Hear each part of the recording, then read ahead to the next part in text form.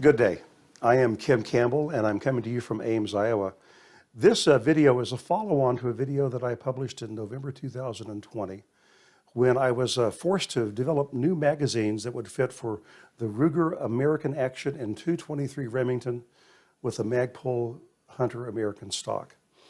I had been looking for a good bolt-action 223 round, a gun, and I've always been intrigued by the Ruger American Action. It has a great reputation for accuracy. In fact, the very first time I saw anything in print on this was in the American Rifleman magazine from the National Rifle Association. That author there, in his field test, was getting less than half an inch angle groups at 100 yards, less than a half a minute of angle from a budget gun with factory ammunition. I thought, that's interesting.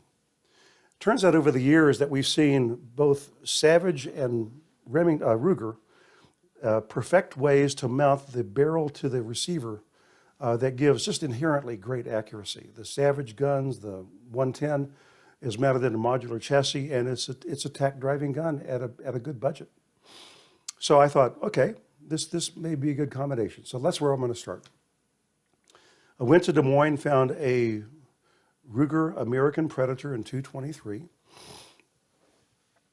Advantage it had, it uses AR pattern magazines, regular AR-15 magazines. I mounted those in, went up to the range, and the gun shot well. I would say inch and a quarter groups at 100 yards, about what you'd expect from a hunting grade gun. But I was looking for something more. I was looking for accuracy. And I thought it's possible to get good accuracy out of an inexpensive gun if you tailor all the other elements of the gun correctly. Sad thing, I saw a young man on YouTube who had bought a Christensen bolt-action rifle, Christensen Arms. And that's got to be expensive. And then he was trying to sight it in, and he was just getting all bent out of shape because the ammunition was so expensive. And he was getting terrible groups, 2-3 inch groups out of a Christensen Arms gun. It's silly. So just spending money on a rifle and ignoring all of the other components is not the way to go, unless you've got money to burn. What I decided to do was see if I could upgrade the stock on that Ruger to something that would be more ergonomic and more solid, give a better bedding and accuracy. I already had a Ruger M700 stock from my a Magpul M700 stock for my Remington 700 and 308. And I've been delighted with that combination. The gun shoots very well, very tight, with good hand loads. It's a half a minute gun. So I thought, okay, let's give that a try for this gun. So I found the magazine that came with the original stock here would only hold larger rounds, wouldn't hold 223. So I did find that Ruger had a AI pattern magazine for 223. I thought, this has got to be my solution. Got a magazine in. Oh, these are dummy rounds, no powder, no primer. Magazine fits up inside just great. It's an AICS pattern magazine, but a wooden chamber.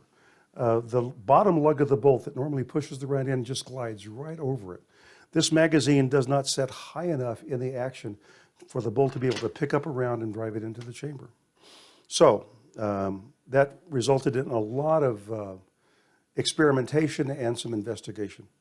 On YouTube, there were other guys who were faced with the same problem, that they couldn't get a workable magazine for a Ruger 223 Action and a Magpul Hunter stock. Two guys, though, came very close. A guy named Pew Pew Parts, another guy named Georgia Boy.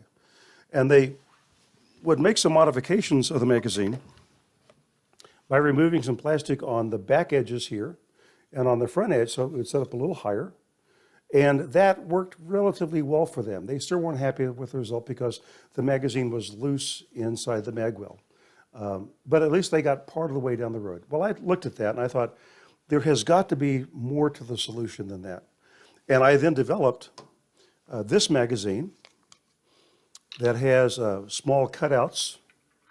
I dremeled off some plastic on the front edge here, about 2 millimeters in depth from the edge, and then 2 millimeters down from this top edge, with just enough clearance to fit around a couple of lugs that are in the magazine well. This has worked well for the last year.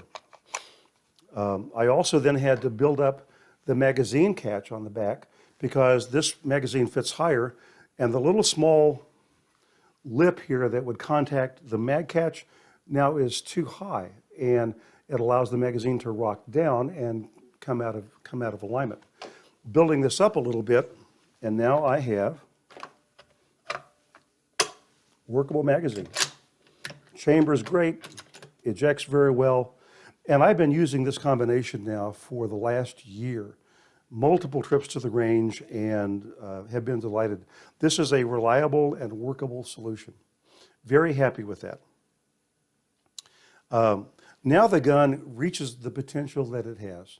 I'm going to show you some targets here that I have shot over the last 7 or 8 months, and I think I was vindicated in my decision to go with this particular gun. I developed some ladder loads using my favorite round of a 69 grain Sierra Match King. I used Varget powder because I had a good supply. And I worked up ladder loads. I loaded 5 rounds at a certain powder charge, then kept increasing the powder charge by 0.2 of a grain every 5 rounds. This gun has a real sweet spot at 23.8 grains of Varget. That's a center target there. That target is a 3-inch in diameter.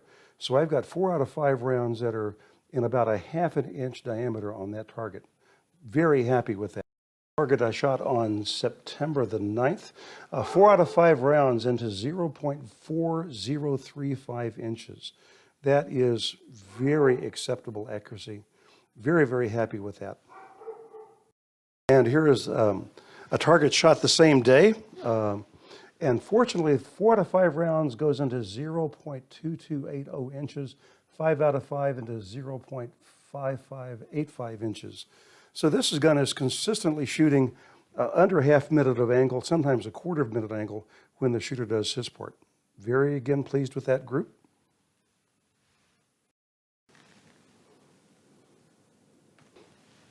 Here's another target, center to center rounds, about 0.365 inches. So it looks like a sweet spot for this gun is at 23.8 grains of Varget. There's another sweet spot around 25 grains, but this 23.8, this is the 4th episode, the 4th shooting time I've had that I got that kind of 1/3 of a minute of angle accuracy. I am very, very happy with this gun. It does everything I wanted to do. So good for me. I've got an accurate gun with workable magazines. It's comfortable to shoot, and I couldn't be happier with the accuracy. Now, over the last year, though, there has been some developments in terms of magazines for these guns. Finally, Magpul has come out with their PMag AICS pattern magazine. They first promised this, I remember seeing the ad on their website in January 2020, and this was finally released to the public in November 2021, 22 months later. It's a typical Magpul magazine. It's good polymer, well made, looks like it's well designed. Has an interesting thing that the feed lips here are offset, I guess to present the round a little higher. So I thought, okay, let's give this a try and see how this goes. Obviously holds the round, fits into the mag well. There's a lot more play in this magazine than in my magazines. But fortunately, it does feed and seems to work well. This is an odd thing, though, because Magpul has on their website a disclaimer.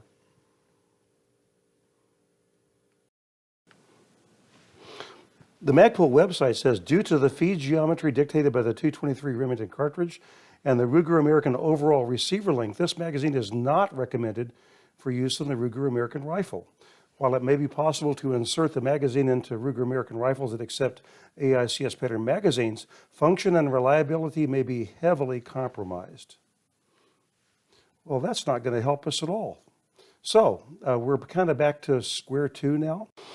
So Magpul's statement really perplexes me. Maybe they're thinking for all Ruger American rifles that have AICS mag wells. I don't know what they're thinking. For at least me here, when I'm using this Ruger American action with a Magpul Hunter American stock, this seems to work fine. I'm Fairly happy with this. It's a workable solution, at least from my point of view.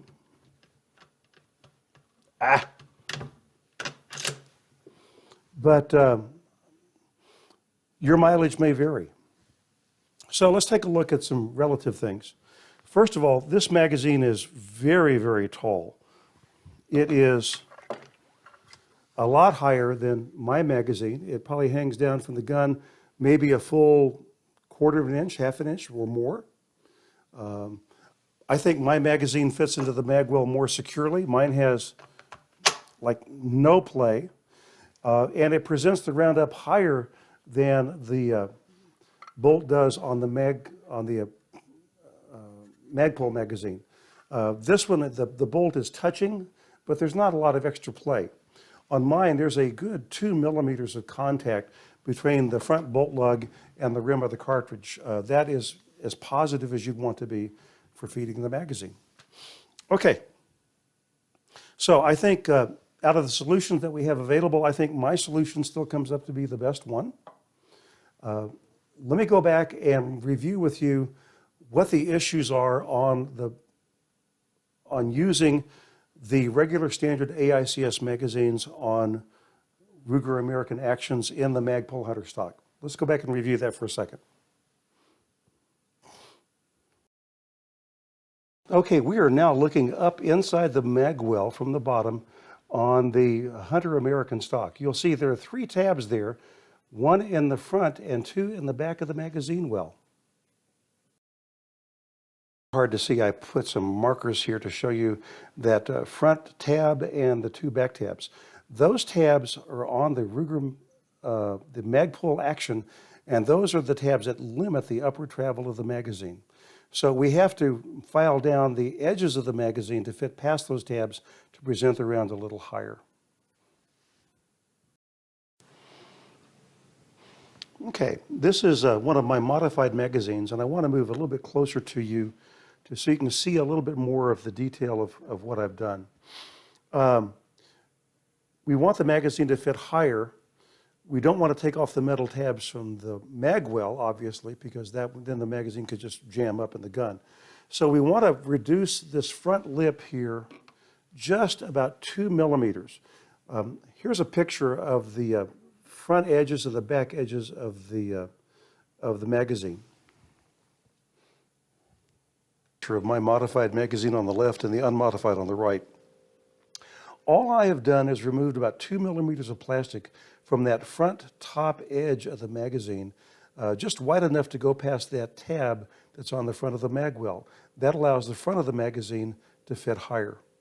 I determined that about 2 millimeters is just about the perfect depth to cut so that you don't allow the magazine to rise up too high into the magazine and jam the gun. And we've done the same for the back 2 corners. Remember those 2 tabs at the rear of the mag well that are small trapezoids in shape. You can see on the magazine on the left, all I have done is simply mill off a little bit of plastic there to allow the magazine to fit up past those tabs, and that gives me the extra height so that the cartridge rim can present to the face of the bolt so I can chamber this. That's really all that we had to do. Just 3 areas of milling. The next part of the modification is you have to build up the magazine catch here on the back edge of the magazine. On the original magazine unmodified, there was a very small tiny lip here. Barely, there we go. Little small tiny lip. This is where the bottom of the magazine latch on the trigger guard comes in contact. This prevents the magazine from falling down lower. It holds it up nice and securely. Since we have milled these areas out 2 millimeters, this magazine will fit higher, and now that magazine latch will not contact that lip. You need to build this lip up some, and what I found the best way is to take JB Weld, make a nice good dab there and leave it dry overnight, 24 hours. Then I got my Dremel tool and I milled it off nice and flush. It doesn't need to be very thick, just enough to be able to engage the tab of the magazine release. Then I milled off the sides here to have it look a little better. And then I slowly milled up this bottom edge until it would snap up into the gun and secure with the magazine release.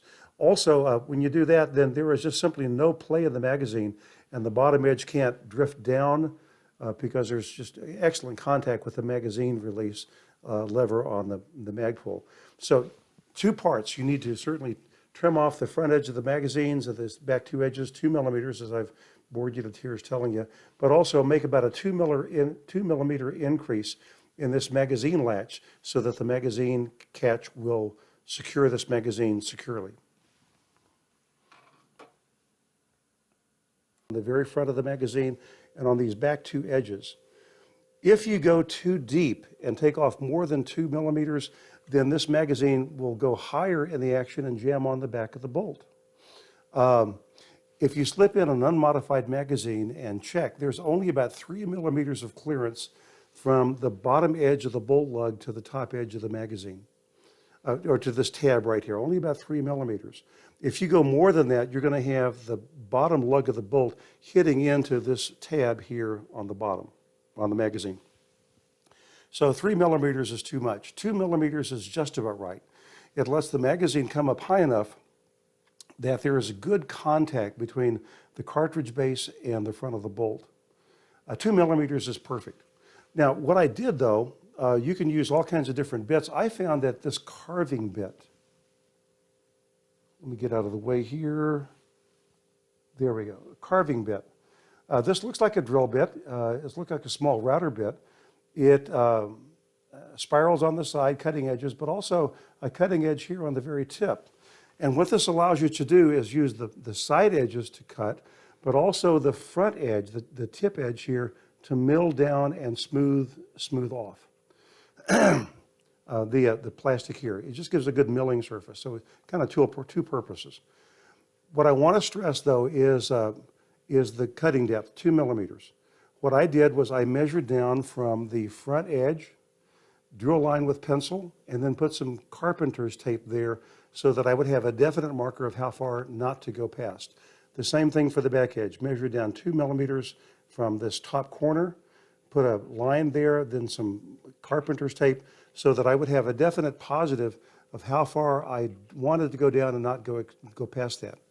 If you mess up and take off too much, you can always build that back in with some JB weld, let it harden overnight, and then take your carving bit and remill that. You don't have to be terribly precise in terms of the contour of these cuts here. They just have to be big enough to go past the tabs. This could be straight across, it could be circular, it doesn't really matter. The important thing is just take off enough plastic to clear those tabs at the back edge of the magazine. But the important part is make sure that's only 2 millimeters of depth so your mag doesn't jam up into the gun. Okay, I hope that's been helpful. I think I've proven that with a little bit of ingenuity, you can get past a lot of obstacles. That was a lot of brain power, thought work to make these magazines, but I could not be happier with the solution I've come up with. And despite the Magpul AICSP mag, I'm not impressed with it. And again, they say that they don't recommend it using it in the Ruger American Action. Why? I don't exactly know. It seems to work fine with me. But again, since your mileage may vary, I would figure it's safer to go with a more guaranteed solution. These mags are commonly available. They're $40 list price. I got mine for a shade under 25 from a small dealer in northern Missouri. They're solid, they're well made, and like I said, vanity of vanities, it's got a Ruger logo and it's a Ruger Action. For all that anybody knows, this magazine was made for this combination of gun. Happy. Good luck and good shooting. Again, save your money if you're, instead of spending it for a super expensive gun, save it for good reloading manual and reloading equipment, because you will be able to get, I think, exceptional accuracy out of a budget gun if you reload. I have had a ball doing that. It's something good to do here in Iowa when it's too cold to go outside. And so it makes you look forward to the springtime and the summertime where you can take these guns out and do your best to make one jagged hole in the paper. Still my life's goal. Also, there's a good amount of predators and varmints here in Iowa, and I hope to diminish their population. sometime when it warms up in the spring. Okay, thank you very much, ladies and gentlemen. Take care. If you have comments, leave them down below. Would always love to hear of other people's solutions to this problem. Thanks.